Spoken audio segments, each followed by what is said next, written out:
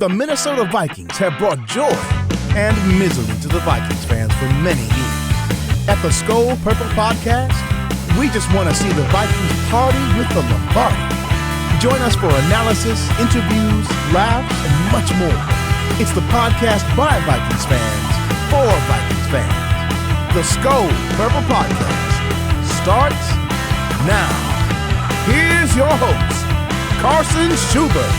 Welcome back into the Skol Purple Podcast on YouTube, on Spotify, on Apple.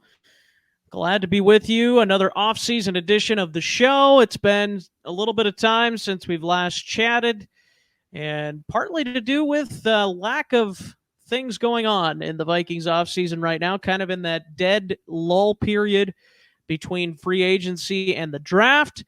And we do have a few things to talk about, though. Tony and Carson here, a.k.a. Shuby, and a.k.a. Steggy, and a.k.a. still upset about the Giants game. What's going on, Tony? Oh, not a whole lot. Warming up here in Minnesota, so, can't complain too much. Getting the golf clubs ready. As anybody who's listened to the show knows, I am excited for golf season.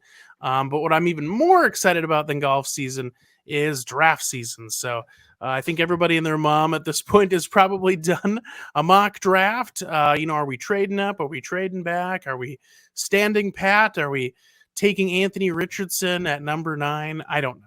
But we are going to know in the next couple weeks. So my suggestion to all of you who are listening out there, whether that be on Apple, Spotify, or on YouTube watching our beautiful faces, is to stay tuned, because we are definitely going to be bringing you some in-depth coverage of the draft, around the draft, and maybe even some offerings on draft night. So really excited, Carson.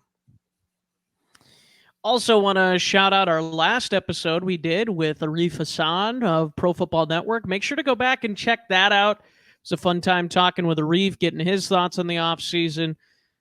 Tony and I were able to get his thoughts, and of course, Arif and I reminiscing of our days at Norse Code together when I was an intern there for a brief amount of time, even though we really didn't talk too much about that. We mainly discussed at the beginning of the show Totino's Party Pizza. So always a party when Totino's is involved. Future sponsor of the show. There you go. That's right. My question is, Carson, what is the crust on Totino's? Because is it like a croissant crust? What is that? I don't know. I've never been able to describe what that whatever crust it is, Tony. Whatever it is, Tony, it is cheap enough to be under $2 per pizza. That's all I can tell you. Or at least it used to be. I don't know if it still is. I haven't actually had one in a while, but whatever it is, it may or may not be food. It may or may not be food. We don't know. But it's still edible, apparently. So there you go. Arif is still a consumer. So there you got it. Tony, let's go ahead and dive into some off-season stuff. Also, before we do that, want to mention we are going to be doing a rebranding. So we will be having a new logo and new look drop on Monday, April 10th. So be ready for that. We'll be dropping that. Already gave those of you on our community page, community tab, and on social media a little teaser. So looking forward to it. So anyways, we'll shout out our man on Monday when we reveal the new look. So be ready for that. And Tony, I know you're pretty excited about the new look and the new branding. Oh yeah. No, I think it looks great. I'm not trying to give anything away, but I think everybody's gonna like it. I think that looks pretty slick, and I could see maybe in the future, maybe putting some of this new branding on maybe a hat or maybe a T-shirt, something like that. Yeah, Sweatshirt? A sweatshirt? Yeah. Maybe a decal? Yeah. Oh man, Maybe some dude, boxer the shorts? possibilities. Let's just say there will be an unmasking that takes place on Monday. That's That's probably the right. best way to put it. So, That's right. and you'll know what I And no, mean by looking at the community yeah. tab. Go And ahead. then just so you know, it won't be the type of unmasking on Scooby Doo where one of us becomes a villain in the end. It's not like that. That's right. That's right. Unless you think of Vikings as villains, but not for I us. mean, Not for us. there's a case to be made. Well, back in the day, I'll tell you a story. No. Uh, glad you're with us, everybody. Let's go ahead and get into it before we lose the audience completely.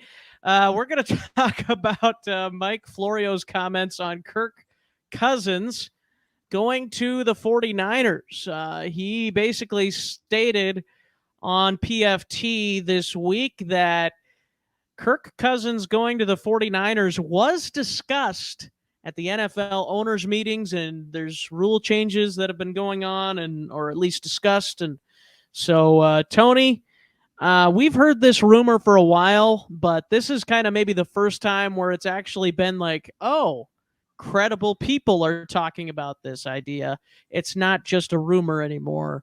It seems like it might have actually been a discussion piece at NFL meetings. What are your thoughts?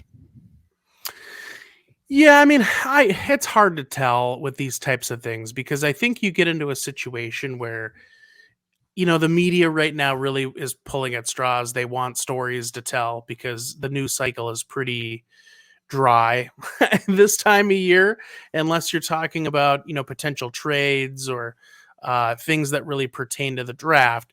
There just isn't as much news because most teams right now are in a more wait and see period when it comes to the draft. They're going to want to see who they're going to potentially take, what kind of moves that could potentially happen on draft day. So I just think that some of this, I don't want to say it's manufactured because that would obviously be kind of weird. That would be not very nice to say that they're manufacturing news. Not that they've ever been known to do that before.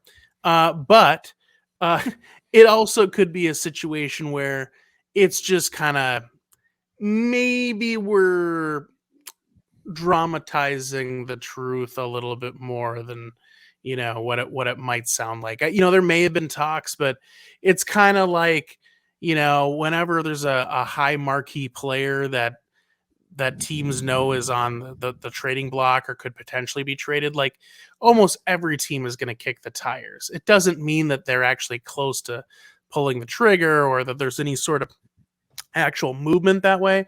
So I don't know. To me, it feels like it just doesn't seem like there's that much smoke with this one. But I don't doubt that this is something that wasn't discussed. We know that Shanahan likes Cousins, and I'm sure there was at least some dialogue, about what it could take. And ultimately, I'm sure the Vikings would want more than what San Francisco would want to pay. And and then they probably just said, well, we'll pass on that because you guys won't take 1/3 rounder for Kirk Cousins or something like that. That probably was because at the end of the day, San Francisco would love that deal, right? That's right. Absolutely, they would. Absolutely. Yeah, Tony, not that I don't buy it. I just don't think there's much to it. I don't think that means anything. Honestly, I was telling one of my coworkers, I would be really surprised if Kirk Cousins gets traded away. Not to say it couldn't happen, because I do think the Vikings go at an approach that, if something crazy comes up and they could trade up for the number 3 overall pick and Bryce Young is there, maybe you do decide to part ways with Cousins. Not that the Cardinals would want Kirk Cousins, but, something along those lines, maybe even the Ravens, you have to trade You have to trade Cousins to the Ravens to trade up or something like that. I don't know. Just different things like that. Maybe something comes up. Crazier things have happened. But yeah, I don't think there's a whole lot here. Yeah. Yep, don't disagree. Well, let's move on then. I don't think there's much more to be said on that. But there is another report. Speaking of reports, we've got a lot of reports to talk about. Nothing that's due tomorrow, though. Don't worry, Tony. So good. I didn't do David the homework. Montgomery. I didn't. Yeah. He didn't do the homework. Well, No. Good. Vikings were supposedly in the mix for David Montgomery and his services. I think that was maybe before, obviously, probably before Alexander Mattison resigned, and maybe even before the Vikings knew about Dalvin Cook and his surgery, which we'll talk about that as well here. But I'm a little surprised by this, Tony, and I think maybe the Vikings got out of it when bidding got to a certain point. But I'm a little surprised that the Vikings would take an approach of trying to buy a running back.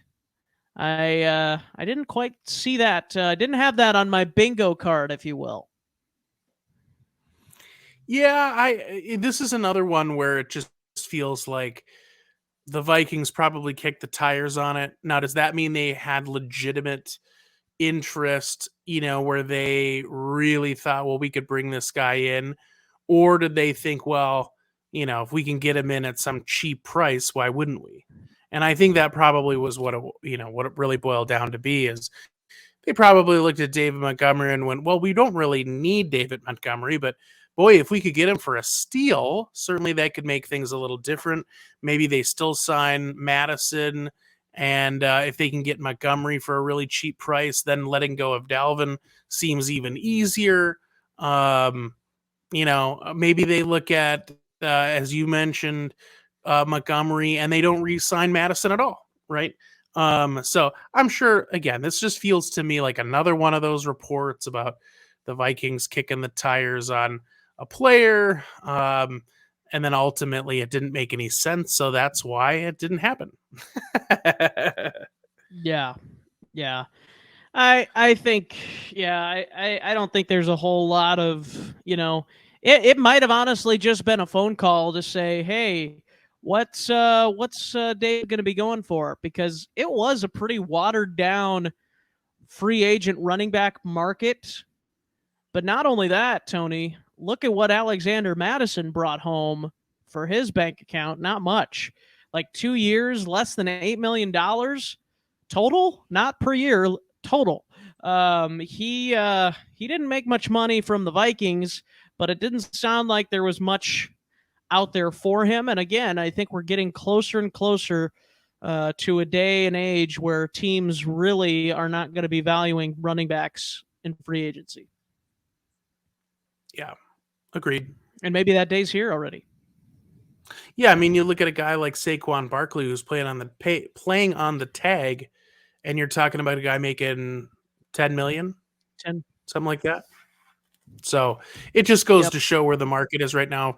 And the pendulum always swings. So the fact of the matter is that give it another 4 or 5 years, and we might be swinging the other way, because all it takes is a slew of busts at a really expensive position to reset the market.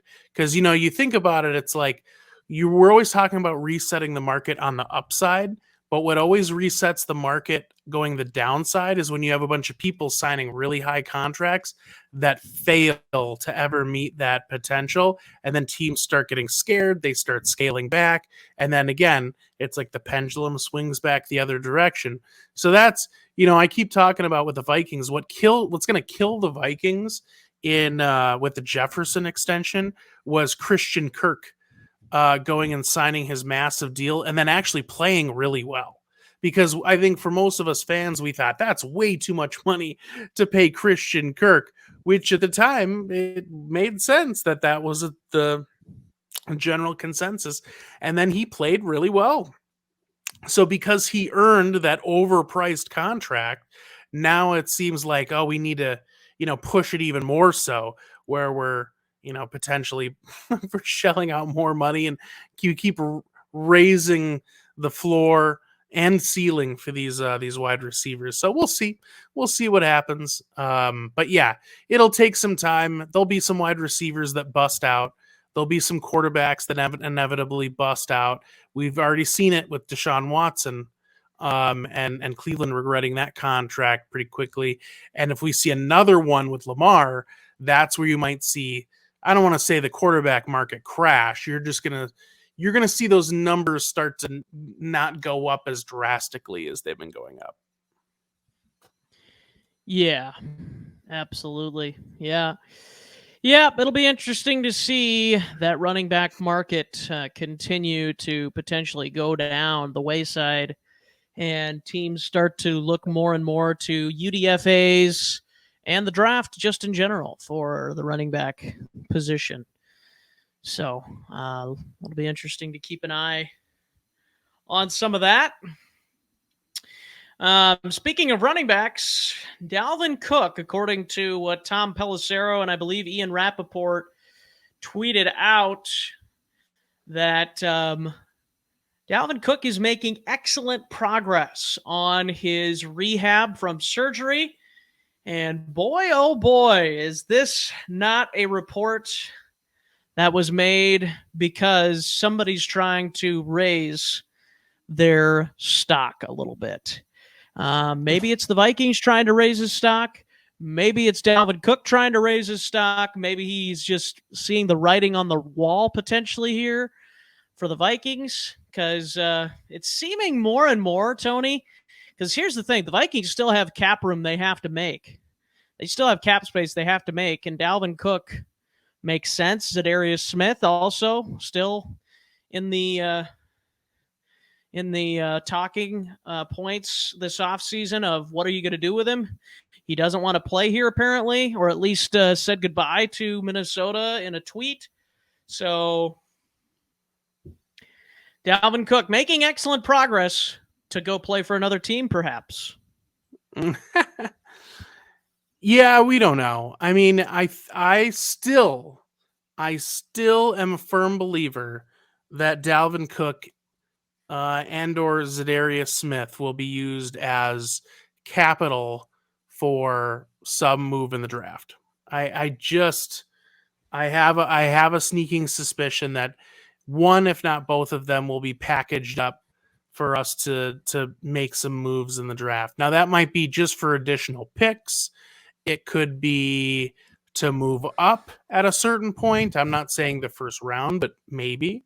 Maybe it's to move into the second round because there's a guy we really love there, potentially a quarterback maybe that falls. So I would be surprised to see Dalvin Cook on the Vikings next year. I think that he will probably not be on the roster. It's just in what fashion he becomes not on the roster. Is it going to be via trade? Is it going to be, maybe I don't see a scenario where he gets cut. And I say that because I just think there's too much value there. We could get something like the Vikings will. I don't think the Vikings are going to be in a position where they're literally going to get nothing for Dalvin Cook. Like someone will give us something. It's just a matter of, do we think it's enough? That's whatever. But I don't think he plays for us next year, but I do think, and we'll find out in just a few short weeks, that he could be used as, again, some capital for the draft. Yeah. Yep. I really don't see him playing in Minnesota. I'd be pretty surprised. Here's the thing, Tony. I think it is just the Vikings and Dalvin trying to up his trade value a little bit. Dalvin Cook posting to his Instagram something along the lines of he has the most yards of any running back since 2019 or something in the entire league. Trying to be like, hey, I'm still pretty dang good over here. Come get me. I think there's going to be something that happens. I think you're right. It could very well be a draft trade, but maybe he gets released after June 1st because I think that's when his cap number, I think, maybe I have this wrong, but that's when I think his cap number goes down a little bit. So potentially maybe then he gets traded too. Who knows? But I'd be pretty surprised if Dalvin is on the starting roster, and I'd be even more surprised, probably even more surprised if Za'Darius is. Yeah, I mean, I feel like for some reason I feel like Za'Darius has a higher chance to be on the squad only because of the pure fact that Flores might feel like he can get something out of Za'Darius and reignite that spark. Whereas I feel like with O'Connell and Dalvin, we kind of know what we're going to get there. Like the offense isn't going to evolve as that much from last year. And I'm not saying we're not going to see new looks or they're not going to try new things. I just mean it's going to be generally schematically the same. I just don't think we're going to see a major overhaul there. And I think that they know what they have in Dalvin too. There's familiarity there. So, and not to say any of that's bad. It's just value over cost. Yeah. Well, there you go. And the last report that we have here, Tony, Darren Doogie Wolfson saying the Vikings are doing their due diligence. And I'm not even saying this is a huge deal. I mean, if you're not doing your due diligence on a player, then what the heck are you doing, right? So Vikings are doing due diligence on Hendon Hooker. Not trying to put Doogie down. He is a great reporter. Knows a lot of people in the league. Love watching him on Score North and Purple Daily. So, but would love to have him on the show. That was his report. That's right. Yeah, Doogie, if you're listening, if you're watching, skullpurplepodcast@gmail.com. Send us a line. Send us a link. Send us a comment. So send us a Snapchat. Tell me your thoughts. That's right. If you can Snapchat via email. That's right. You can send me the personal snaps. Just don't make it weird. Come on now. No, look, like you mentioned, Carson, it's every team's going to do their due diligence. Every team is going to evaluate every player that could potentially fall into their lap or be their, whatever pick that they're picking where they grade these guys, because no team, well, I mean, I should say every team, maybe minus the Browns, but no, there's no team out there that should get caught flat-footed where they just don't know the group of players that, really sit at their, wherever they're picking or, whatever. So the Vikings are obviously feeling confident that Hooker may be there. I guess my worry a little bit is that I'm hoping that they're not kicking the tires on Hooker for round 123, because I think that would be a reach. I think we would be reaching at 23. I don't have Hooker going in the first round for me. I think he should be a second round, should be drafted in the second round personally. I think if the Vikings are looking at it from a perspective of trading back and then accumulating a pick or two in the second round, then I'm okay with that. Actually, to be honest with you, I do like Hooker as a quarterback prospect more than some others. I guess I'd probably prefer DTR over Hendon Hooker personally. But Hooker's not a bad. That's just me, man. That's just me. But as a prospect, I don't mind him. I just don't like him in the first round. So, if he's a second round pick, I'm cool with it. If he's a first round pick, I'm going to be pretty disappointed in that selection, but we'll see. And with the first pick of the 2023 NFL Draft, the Carolina Panthers shock the world and pick Hendon Hooker. That's right. Oh, well, hey, if they want to take Hendon Hooker, we'll take Bryce Young. So That's right. That's right. Here's the thing I'll say. I actually would put Hendon Hooker above Will Levis. I would have him rated as probably, it's honestly kind of a coin flip for me with him and Richardson. Here's the thing I will say, though. Richardson's potential is greater than Hendon Hooker's, I'd say, just based on athleticism, based on his arm. I don't know if you saw his throw he made on his pro day, 75-yard bomb. My gosh. Yeah. And then the athleticism, as I mentioned, but also he's only 21 years old. Hendon Hooker's 25. Anthony Richardson, 21 years old. How would you like to have Kevin O'Connell get his mitts on a prospect that young and literally have the opportunity to just mold him into whatever Kevin O'Connell can mold a quarterback into, hopefully a good one, Hall of Fame one, preferably. Kevin, are you listening? Kevin, are you there?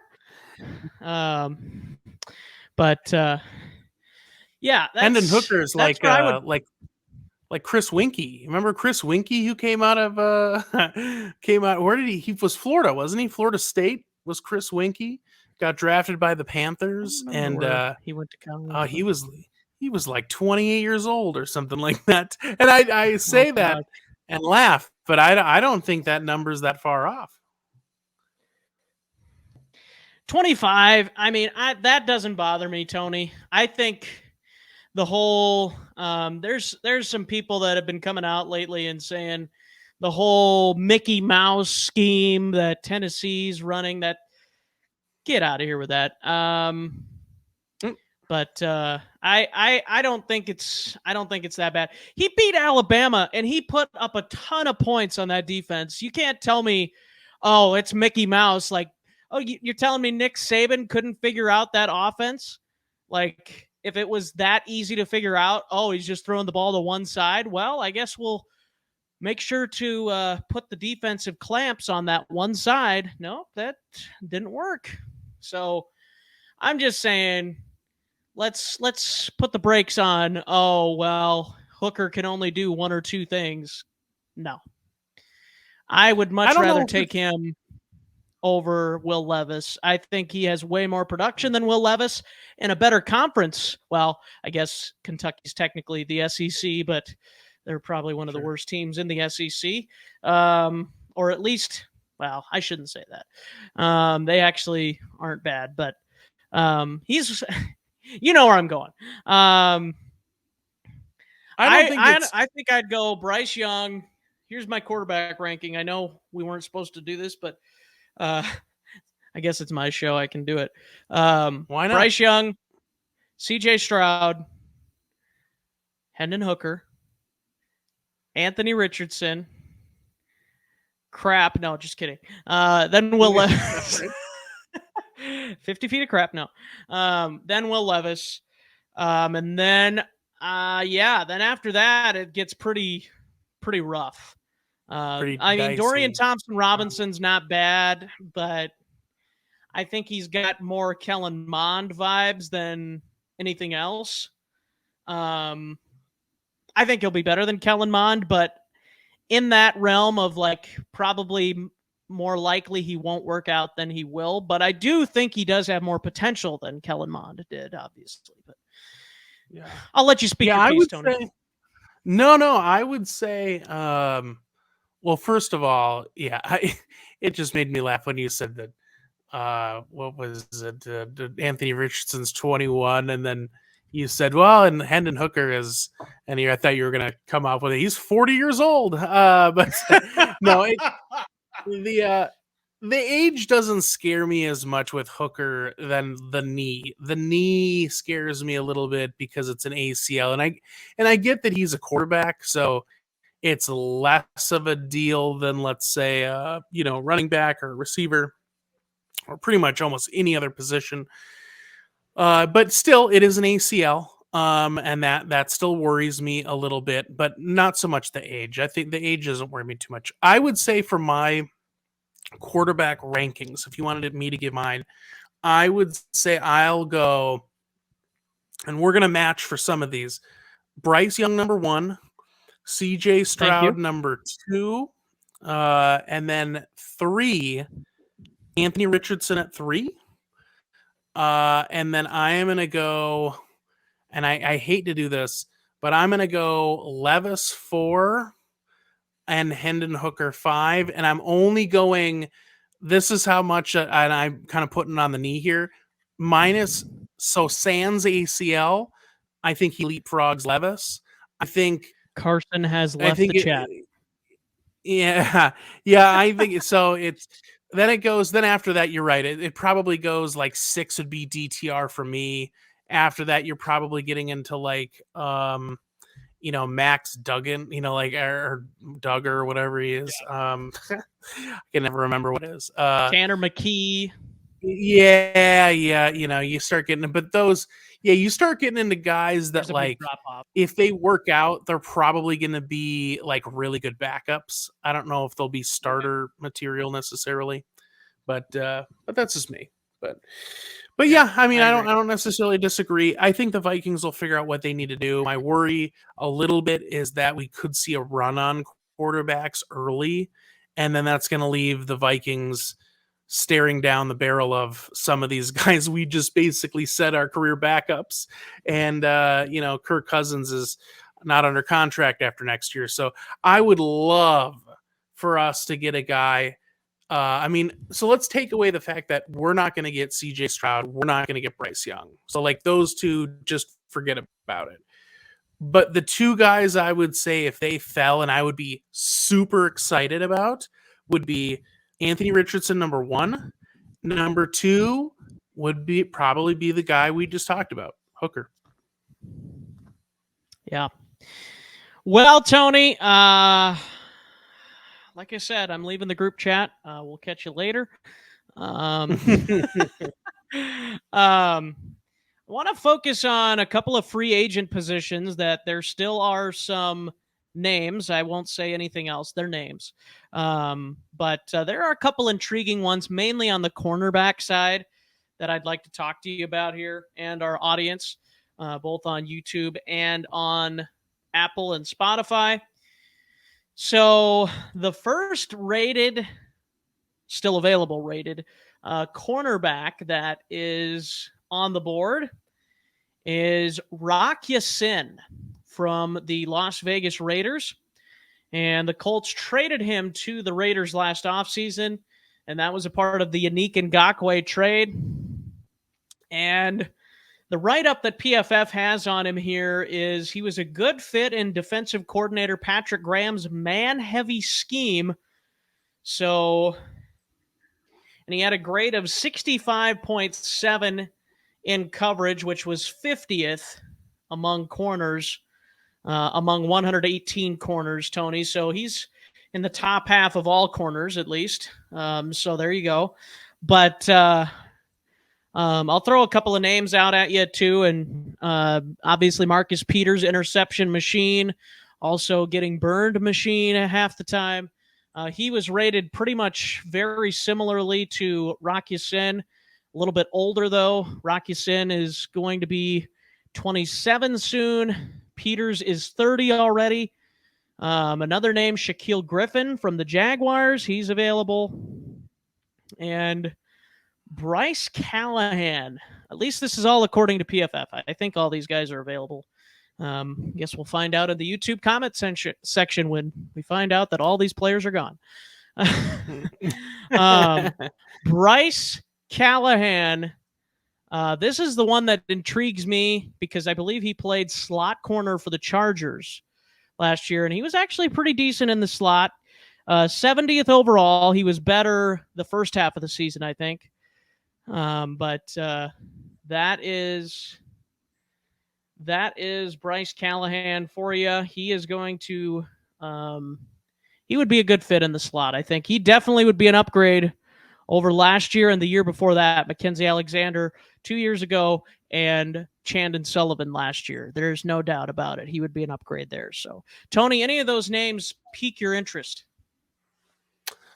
I don't know. I think what's tough is that you're always going to be in a position of overspending when it comes to free agents. I think that unless there's a guy that we feel really good about, that Flores says, I think this guy's got some upside. I think this guy's got some ability that I can exploit, meaning Flores, and that maybe he kind of starts leaking out later into the summer, meaning that, the value starts to drop, right? Because we're still at peak time. We're still at peak time right now where free agents are going to get pretty much what they're asking for with a little bit of wiggle room. But as we start getting deeper into the summer and they're still out of work, we might be in a better position for leverage. So I think if we're going to find any guy out there that's going to make sense for our team right now, it's going to be somebody that, if any, are kind of the scraps, for lack of a better word, as we head into the camp and early part of the preseason. So I don't see the Vikings getting really aggressive with another free agent. But you know what? It would not surprise me if we did. A guy like Marcus Peters kind of intrigues me. I just think it's going to be we're going to way overspend because we're going to pay for the name. We're going to pay for the recognition of people just knowing who he is. And, I don't think it'd be worth it for the team right now, especially in the cap situation that we're in, which you already talked about. Yep.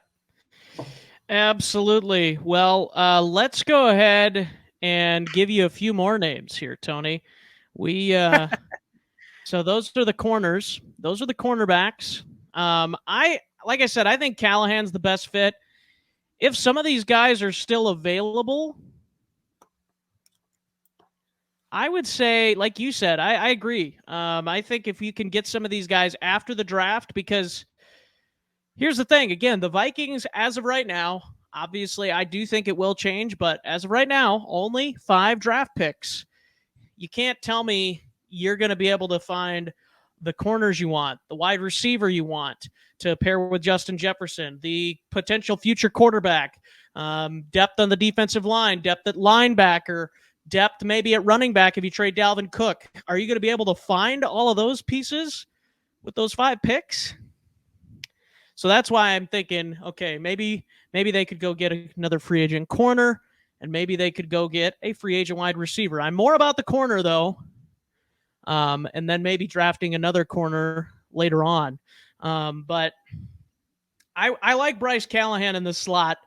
I'd say that'd be a good fit for the Vikings. Yeah. So, let's talk about wide receivers. Obviously, the name that everybody's talking about, Tony, the man, the myth, the legend, Odell Beckham Jr., OBJ. He obviously missed all of last season with a torn ACL, but he is the top wide receiver on the market right now. We get into some rough older guys after that, but your thoughts on OBJ? Is it going to happen? Are all the rumors OBJ to the Vikings finally going to come true? No, I don't think it's going to happen. However, I would be okay with it happening at the right price, which I know is probably the most no-duh answer ever. But it really is one of those things where if we could somehow get him at like 6 to 8 million, maybe if on a 1 to 2 year deal, maybe a 1 year deal that we can kind of get out of after the first year if things don't go well, I'd be all for that. I would love it. The problem is I think he's probably going to look for either a team that's a little bit more, we'll call it like a sure thing, a team that's really, really like looking like a blue chip contender next year. And I'm not saying the Vikings can't be a contender. I'm just saying that the Vikings are probably, in my estimation, somewhere in the realm of like a top 12 team next year, which again that's not bad. That's not a bad place to be. But I think OBJ is going to want like either a top 5 team in his opinion, or he's going to probably want somewhere in the like closer to 10, which is overpriced in my opinion. So wouldn't want him at 10, would take him somewhere in 6 to 8 as long as we figured out the cap. Yeah. Yeah, and then I'll tell you a few of these other ones. Jarvis Landry, Julio Jones, 34-year-old Julio Jones, 30-year-old Jarvis Landry, 25-year-old Alameda Zacchaeus. I believe that's how you say that. Apologize if it's not. And then Marvin Jones Jr. I don't even want to talk about Randall Cobb. He's signed. He signed. Oh, he did? Marvin Jones is going back to the Lions. Oh, that's right. You're right. Yeah. Well, boy, yeah. I hope not all these guys signed because, boy, that's... Yeah, and Julio Jones is going back to Father Time. No, he's not signed. I think the only other one I can think of that you may not have mentioned was Robbie Anderson, I believe is also a free agent. The chosen one Anderson? Yeah, chosen one Anderson. He's the third island boy. No, I don't think anybody really cares about Robbie Anderson, but he's technically, I believe, out there. Who's showed some promise. I mean, he showed some promise in New York, when he was with the Jets, and then obviously he went to Carolina, and boy, it didn't look good there. Granted, nothing really looked good in that Carolina offense, so hard to say. And then he went to Arizona last year. Certainly things didn't seem to work out well there either. So Robbie Anderson might be finding himself out of the league here in not too long, but somebody will kick the tires on him. Yeah, I think